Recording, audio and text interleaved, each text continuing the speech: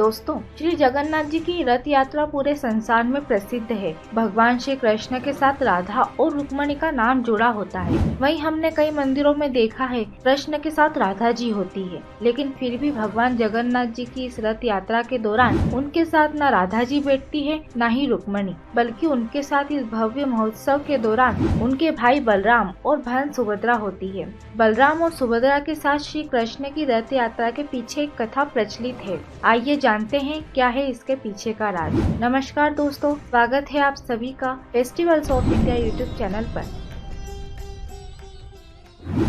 पौराणिक कथा के अनुसार द्वारिका में श्री कृष्ण शयन करते हुए एक रात नींद में अचानक राधे राधे बोल पड़े और इसी समय वहां मौजूद रुक्मणी व अन्य महारानियां आश्चर्य में पड़ गयी। रुक्मणी ने अन्य रानियों से बात की और बोली कि आखिर हमारी इतनी भक्ति सेवा के बाद भी श्री कृष्ण के मुख से हमारे नाम के बजाय राधा का नाम निकला और गोप कुमारी राधा को श्री कृष्ण अभी तक क्यों नहीं भुला पाए। हालांकि इस बात पर श्री कृष्ण ने अपना मनोभाव प्रकट नहीं होने दिया। राधा की श्री कृष्ण के साथ रहस्यात्मक रास लीलाओं के बारे में माता रोहिणी भली प्रकार जानती थी, इसलिए सभी जानकारियों को प्राप्त करने के लिए महारानियों ने माता रोहिणी से अनुनय विनय किया।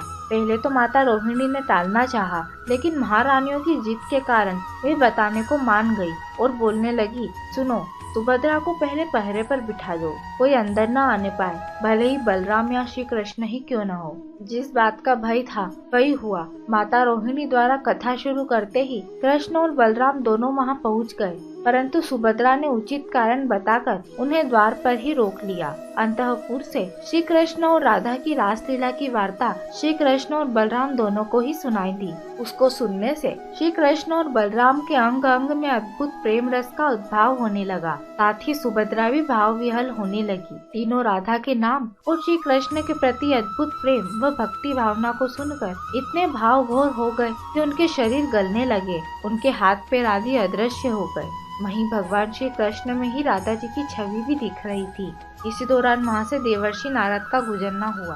तीनों भाई बहन और राधा जी को इस अवस्था में भाव विभोर देखकर वह भी आनंद से अभिभूत हो गए, मगर नारद जी को देखकर तीनों अपने मूल रूप में वापस आ गए और सोचने लगे कि काश नारद जी ने यह सब न देखा हो। जैसे ही तीनों मूल रूप में आए, नारद जी उनसे विनती करने लगे कि हे भगवान, आप चारों ने जिस महाभाव में मुझे दर्शन दिए हैं, उसी रूप में आप पूरे संसार को हमेशा दर्शन देते रहे। उनके इस प्रकार विनती करने पर भगवान ने तथास्तु कह वरदान दिया। बस तभी से यह माना जाता है कि भगवान कृष्ण जगन्नाथपुरी में अपने ज्येष्ठ भ्राता और बहन सुभद्रा के साथ रहते हैं। क्योंकि राधा जी तो भगवान कृष्ण में ही समाहित थी, इसलिए माना जाता है कि राधा जी तो उनके साथ हर वक्त रहती है, इसलिए उन्हें रथ यात्रा में अलग से शामिल नहीं किया जाता है। वहीं रुक्मिणी जी इस प्रसंग के वक्त श्री कृष्ण से अलग माता रोहिणी के पास थी, इसलिए रथ यात्रा में वह नहीं रहती है। और इसी के साथ हमारी ये जानकारी यहीं पर समाप्त होती है। ऐसे और भी वीडियो देखने के लिए